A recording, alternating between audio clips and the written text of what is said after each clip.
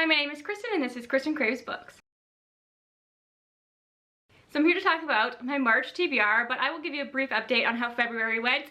I will have a wrap up with all my thoughts, so you can look forward to that. It's going to be my next video, but I think I did pretty well. There are a few books from February's TBR that I have to carry over into March, but not too many. I'm in the middle of Wayward, which was one of the arcs that I wanted to read. I'm about 30% into it right now. I'm loving it. That comes out March 7th.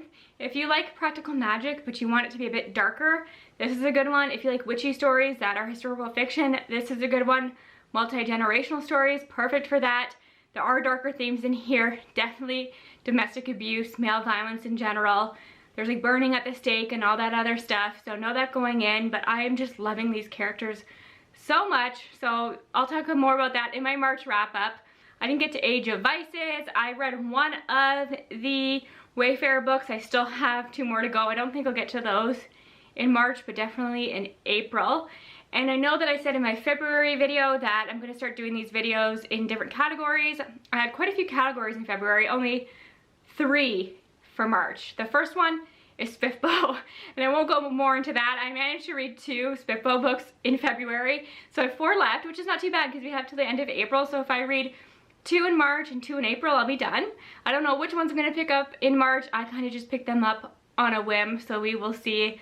As I've said, I have left my 3 scariest ones to the end, which I'm regretting now, but it'll be fine. And then the next category is Buddy Read, and I don't think I've announced this on this channel yet, but we do have our March pick for the Book Checkout Book Club. This is a book club that I run with my fellow bookish friends, Sarah from Brighton Bookish, Kristin from Kristin is Fully Booked, Maria from Maria Might Read That, and Kate from Kate Coy. I say their names so often that it just rolls off the tongue for me now. It's so easy.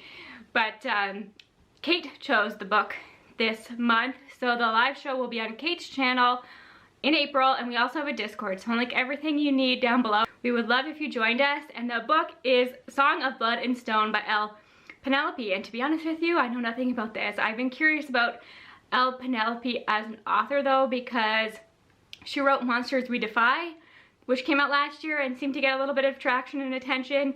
So I'm just gonna pull up the synopsis of this briefly, because I think if I want you to join the book club, I need to tell you what the book is about, right? Song of Blood and Stone. So this is the start of my new series. It's called the Earthsinger Chronicles, and this first book is 528 pages. I know that this is epic fantasy, and I'm just going to read you the first line. I don't want to read you this whole thing, but I will leave a link to the Goodreads down below.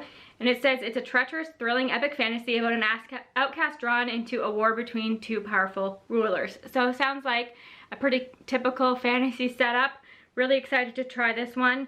And I've read some stellar reviews, and as I said, I've been curious about this author, so the last thing I need to do is start another series, and I think this has 5 books in it. Yeah, but I'm hoping to love this, and the audiobook is on Scribd if you're curious. And then speaking of book clubs, Hannah from Hannah Blackwell kindly asked me to be a co-host for the Femme Aficionados book club in April, and the book they're reading is one I have already read this year and absolutely adored, and was looking for an excuse to reread it anyways, so here we are, and that is Emily Wilde's Encyclopaedia of Faeries. This is by Heather Fawcett.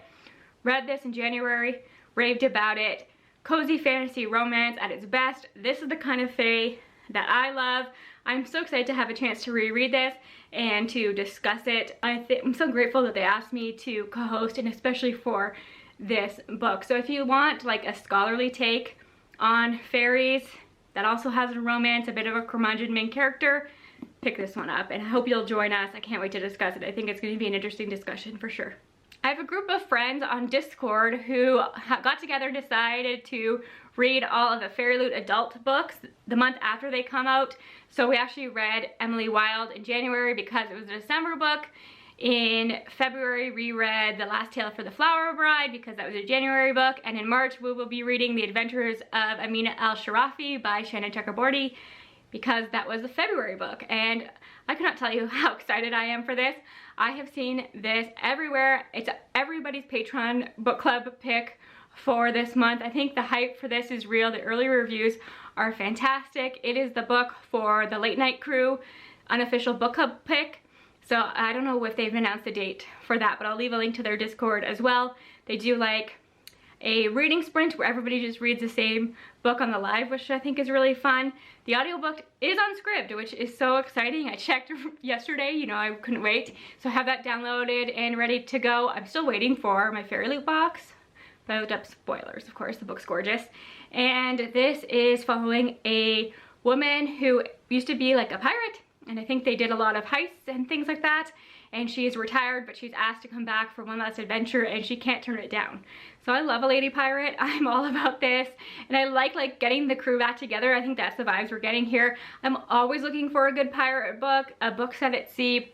So I have high hopes for this one. I am believing the hype in this case. And this is going to be my first book from Shannon Turkaborty. So if I love this, I will read City of Brass because I know everybody keeps telling me I'm going to love that. And then the last category for this TBR is TorDotCom-Athon, which is a mouthful. This is a readathon that's all month long and it's hosted by Bethany from Beautifully Bookish Bethany. And the whole point of this readathon is just to read Tor titles and from all their imprints and stuff. And Bethany has created this bingo board, which I think is amazing. And the group book is Even Though I Knew the End by C.L. Polk, and that will get you a lot of squares on the bingo card. I read that when it came out and loved it, and it is short. So if you only read that book for the readathon, I think that's amazing. Maybe I'll reread it because I do have it on audio from Libro FM and I've just really enjoyed it. So I might do that, but I have 6 books from Tor that I would love to get to this month. There are so many Tor titles on my TBR, but I think 6 is probably reasonable considering everything else I have to read and all the other obligations. And some of these are novellas, which is good, and a lot of them I have on audio from Scribd. So let me grab the 2 that I do own. First is Daughter of the Moon Goddess by Juliette Marillier. This book was published, I think, first in Australia in 1999, but Tor picked it up and published it in 2000. And it's amazing the staying power that this book has. It seems to be having a moment right now. I saw it on so many best books of 2022 lists. My friend Kristin from Kristin is Fully Booked adores this book. Everybody hypes it up. I think part of the reason is that this seems to fit sort of in that cozy fantasy vibe that we're having right now, which you know that I appreciate. And this is a retelling of the Six Swans story, which has been retold a few times and people seem to like that tale. I'm not too familiar with it. I know that it follows a young girl who has 6 brothers and an evil stepmother, and her stepmother turns her brothers into swans. And in order to reverse the curse, she has to stay silent, and that is the basis of the story. This is the start of a series. I know, so many series, but I've just heard so many beautiful things about this, and it is one of my 5-star predictions for the year. I didn't think I'd get to it this early, but the fact that it's a Tor title, it's too perfect to pass up. I read Fugitive Telemetry by Martha Wells in February. That is the last novella in that series, and now I want to go back and read the first full-length novel in that series called The Network Effect. And this is the last book that I have to read in order to be caught up before we get another full-length novel sometime, I think, in the later half of the year, which is exciting. I've been wanting to catch up on this series for ages. It is a Tor title, so I am just thrilled, and I think that if you're looking for something quick to read for this readathon, read this series. The first book is All Systems Red. All the audiobooks are on Scribd. Up until book 4 are all novellas, so they are quick reads, really fun, such a memorable main character. I'll talk more about my feelings about Fugitive Telemetry in my February wrap-up, but I was just so nice to be back with this character, and I'm just so excited to have an excuse to finish that series or to get caught up with it. I forgot to talk about the other physical book that I own. I don't know what I was thinking. This is actually on my 2023 TBR cart that I need to get through, so that is exciting. This is Winter's Orbit by Everina Maxwell. I'm thinking that if I love this, I will also try the sequel. I think it's called Ocean's Echo. I think that's more of a companion novel, but this is a love story set in space, which is something that I love and I'm always looking for. The tagline is "One match can light up an empire," and I've heard that, yeah, it's romance, but actually the politics and the world building are stellar as well, which I am really looking forward to. I've said this many times now, but I'm really into sci-fi at the moment. I have re-embraced my love of sci-fi and I'm not complaining about it. So, and a chilling account of a dark past wrapped up in a warm blanket of a promising future. Sounds perfect to me. And now the 3 novellas that I want to get to. The first one is Ring Show by P. Djeli Clark. I've been wanting to read from P. Djeli Clark for ages.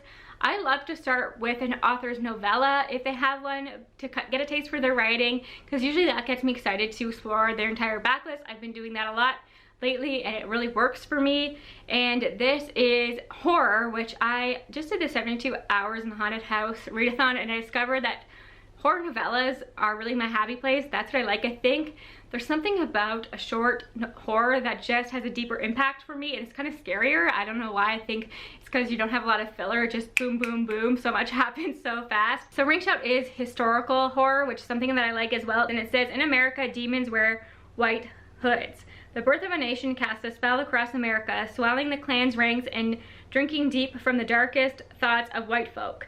All across the nation they ride, spreading fear and violence among the vulnerable.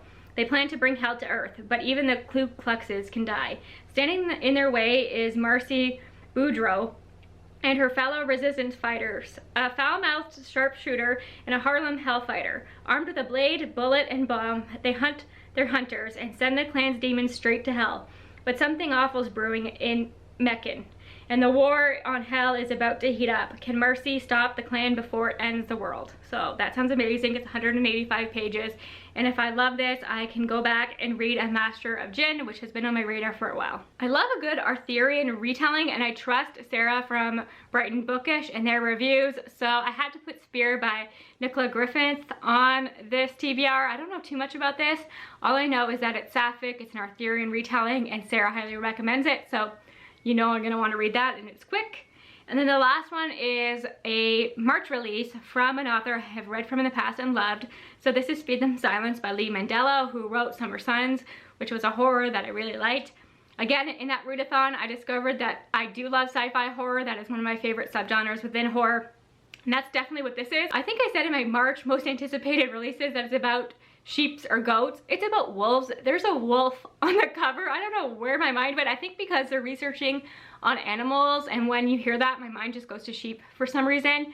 But no, they're testing on wolves, and I think being able to infiltrate wolves' thoughts, and it gets a lot into ethics of that, which is what I think I appreciate the most in sci-fi horror. And this just sounds really weird, and I like weird horror. So that is coming out in March and is a novella. So that is my March TBR. Hoping to get to all of these. So excited about the readathon. They're going to be sprints and all that kind of stuff. So that's really exciting. Can't wait for all the buddy reads. I've really been embracing buddy reads lately, and it really keeps me motivated. So if you ever want a buddy read, let me know down below. You can reach out to me on Instagram or add me to Discord. I'll leave all the information down below. If you ever see something I'm reading in a month and you want to read it with me, I'd love to do that. We can chat in Discord, we can chat on Instagram, or on the Storygraph. I love doing buddy reads on the Storygraph because you can read at your own pace. Just let me know. I'm just begging for buddy reads at this point. So let me know what you're reading in March. I'll talk to you all soon. Thanks again for the support. Bye for now.